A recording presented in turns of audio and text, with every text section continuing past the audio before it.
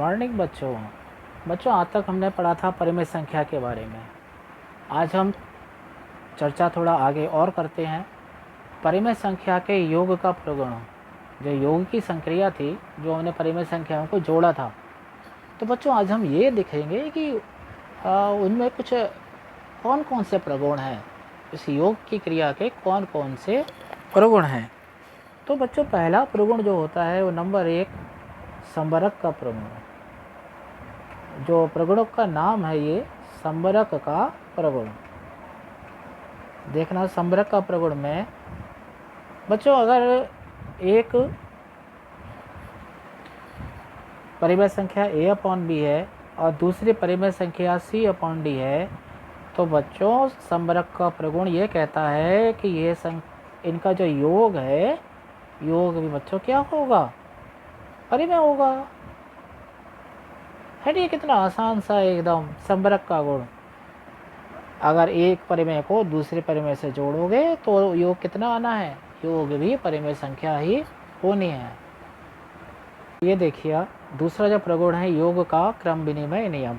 क्रम से आपको खुद पता चल रहा है, क्रम मतलब उनका जो आप स्थिति बदल दें। पहले परिमेय संख्या a/b पहले थी और सेकंड नंबर पर माने द्वितीय स्थान पर c/d थी। आपने इनके क्रम को परिवर्तित कर दिया, मतलब दूसरी जो क्रम बदलने से जो दूसरी परिमेय संख्या थी वो पहले आ गई c/d और a/b बाद में आ गई, और इस पर कोई फ़र्क भी नहीं पड़ेगा, इनका योग वही का वही रहेगा। जैसे कि अगर आप 1/2 में 1/3 जोड़ते हैं तो इसका जो आंसर आएगा वो 5/6 आएगा, सही है। और अगर आप 1/3 में 1/2 जोड़ दें तब भी आंसर 5/6 आएगा। तो इससे सिद्ध होता है कि योग का क्रम विनिमय नियम। यह है बच्चों योग का साहचर्य का नियम।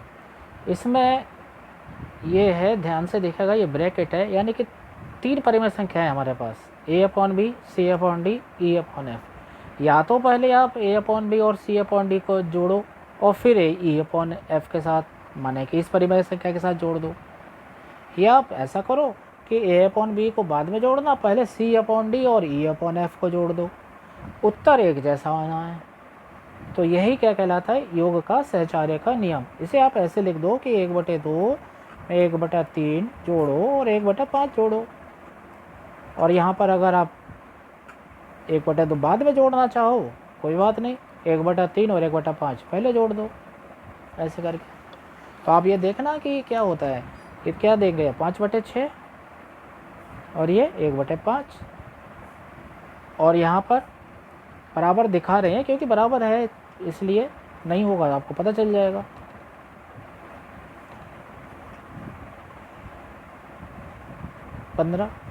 अब ये देखिए क्या आएगा,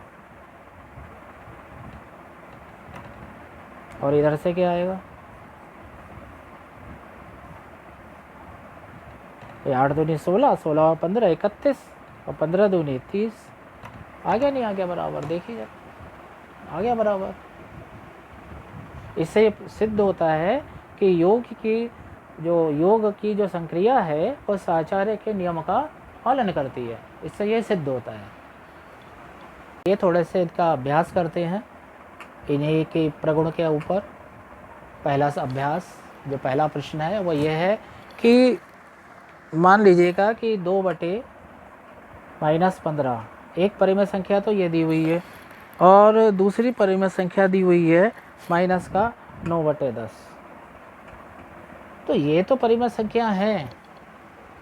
आपसे ये पूछा जा रहा है कि बच्चों आप इन दोनों परिमेय संख्याओं को जोड़ो और हमें ये बताओ कि ये परिमेय संख्या है कि नहीं है, ठीक है ना। जो पहला प्रगुण जो आपको बताया था, तो आपको क्या करना है बच्चों, इसे जोड़ना है। तो मैंने आपको पहले बताया था कि माइनस के लिए आप -1 से ऊपर गुणा करना, -1 से नीचे गुणा करना, तो आ जाएगा -2/15 मतलब -9/10। ये हमने इसे ऐसे लिख दिया। अब इसके बाद इसे हल करने के लिए 15 और 10 का आपको क्या लेना है, एलसीएम, लघुत्तम समापवर्तक, इस तरीके से लेना है। ये आपको तो पूरी विधि देखिएगा आप, 5 या 15 दूनी 30, तो इसका एलसीएम कितना आ गया? 30 आ गया, तो 30 इसका एलसीएम।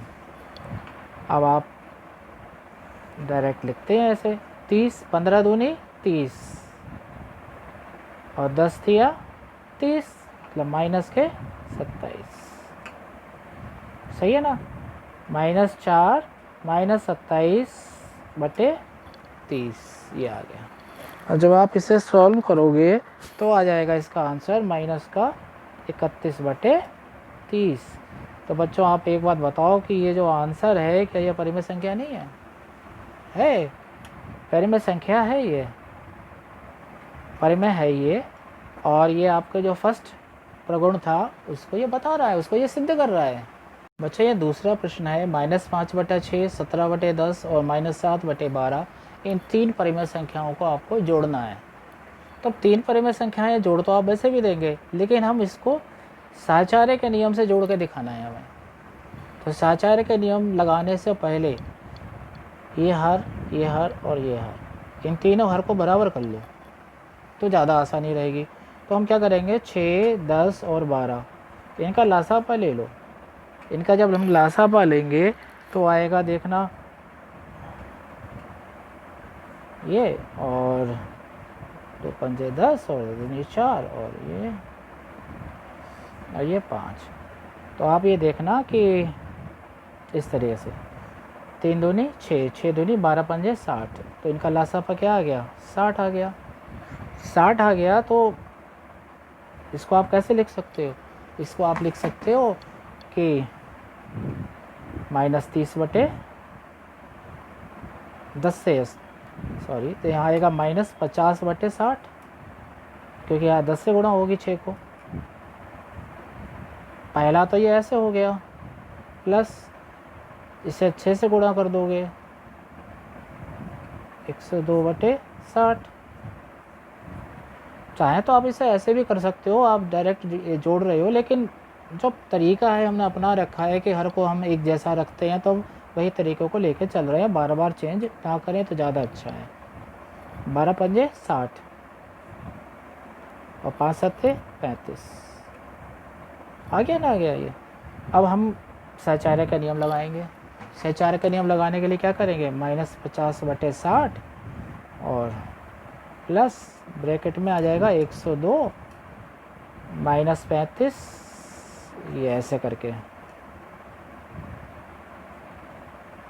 प्लस -35, ये इन दोनों को जोड़ दो।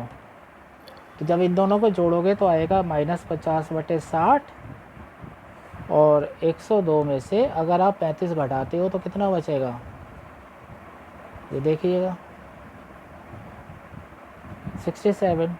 तो आप क्या लिखोगे यहाँ, +67 यानी कि 67/60। तो आप इसे सॉल्व करोगे तो आंसर कितना आना है? आंसर आ जाएगा 17/60। ये भी परिमेय संख्या है और आपका आंसर निकल आया। कौन से नियम से निकाला हमने ये बच्चों? ये हमने निकाला साहचर्य के नियम से।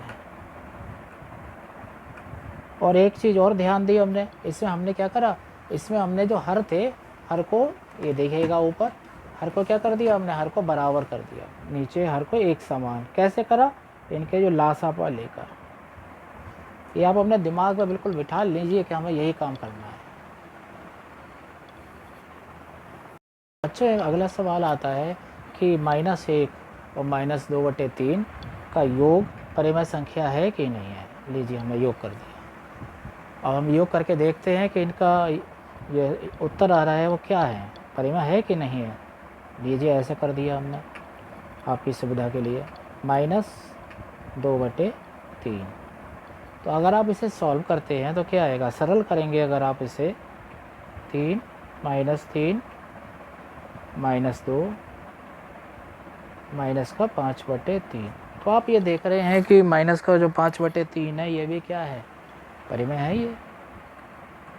तो आपने वही पहला प्रगुण था संबरक का पहला प्रगुण, इसके आधार पे उसको भी मतलब ये प्रूफ कर रहा है, क्योंकि योग क्या होता है, योग परिमेय होता है और परिमेय है। अच्छा अगला सवाल ये है, एक आपको ये एक समीकरण दी है -4/7 + 1/4, माने कि दो परिमेय संख्याओं का योग है और ये जोड़ा जा रहा है तीसरी परिमेय संख्या -7/16 से, ये बराबर है इसके। तो आप खुद सोचिएगा कि आपसे पूछा जा रहा है कि सहचार्य का नियम जो था वो सत्य है कि नहीं है, माना इसको इस रूप में दे दिया गया है ये। तो सबसे पहले सिद्ध करने के लिए हम इसका LHS यानी कि हम कौन सा वाला भाग ले रहे हैं, बायां पक्ष ले रहे हैं हम लोग। बायां पक्ष लेके उत्तर निकालते हैं, वह इसके बराबर आना चाहिए, सही है ना। ऐसे करते हैं हम लोग क्या लिखते हैं ऐसे, और प्लस माइनस के 7/16 ये लिख लिया हमने। जब हम इसे सरल करते हैं तो यहाँ आ जाएगा 28 - 16 + 7 और प्लस माइनस के 7/16, सही है ना। ये चीज़ आ गई। अब आगे सॉल्व करेंगे तो ऊपर जाएगा 16 और 7 कितना हो जाएगा, -9, और ये कितना आ रहा है, प्लस माइनस के 7/16। 16 और 28 ये दिया हुआ है, तो 16 और 28 का हम LCM ले लेते हैं। 28 और 16, 4 सत्ते 28 और 4 चौक 16, 4 से कर लिया हमने सीधा, और ये तो 4 चौक 16, 102।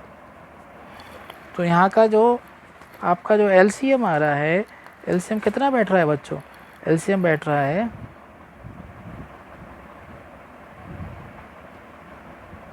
112। 112 इसका जो LCM बैठ रहा है। तो 112 में सॉल्व करना जब शुरू करेंगे आप, तो आप 28 है और ये 112 है, तो 4 से 28 की 4 से गुणा करेंगे ना आप, तो ये 112 आएगा। और -9 की गुणा 4 से करेंगे, है ना। आप अंश को ना छोड़ें, आपको पहले भी बताया था हमने। 16 की गुणा किससे करेंगे आप, 7 से, तो अंश को ही ना भूलें आप, राइट।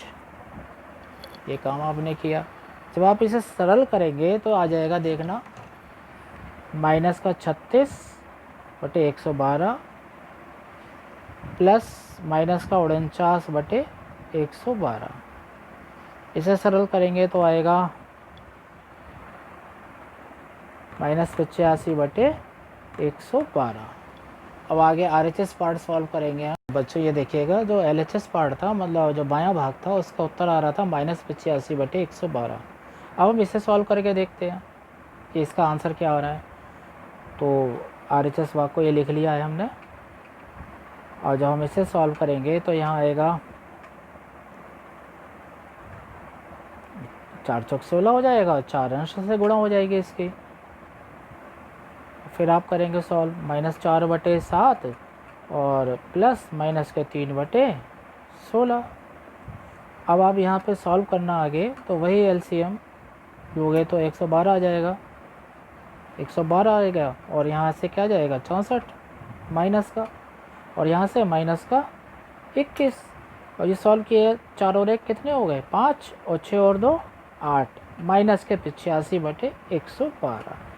तो आप खुद देख रहे हैं कि बायां पक्ष बराबर हो रहा है दायां पक्ष के। तो ये क्या हो गया, ये प्रूफ सिद्ध हो गया, ये कि जो आपने जो भाग लिया है वो सत्य सिद्ध हो गया, यानी कि साचार्य का जो नियम था आपका, वह इस प्रश्न के माध्यम से सत्य सिद्ध हो रहा है। तो इस प्रकार आप और भी जो आपके न्यूमेरिकल्स हैं, जो भी आपके सवाल हैं, वो आप इस वीडियो के कमेंट बॉक्स में सेंड कर सकते हैं, या फिर जो आपको ये दिया हुआ है वेब पेज, जो ब्लॉग है हमारा www.drpragmishra.blogspot.com, इस पर आप सेंड कर सकते हैं। थैंक यू बच्चों।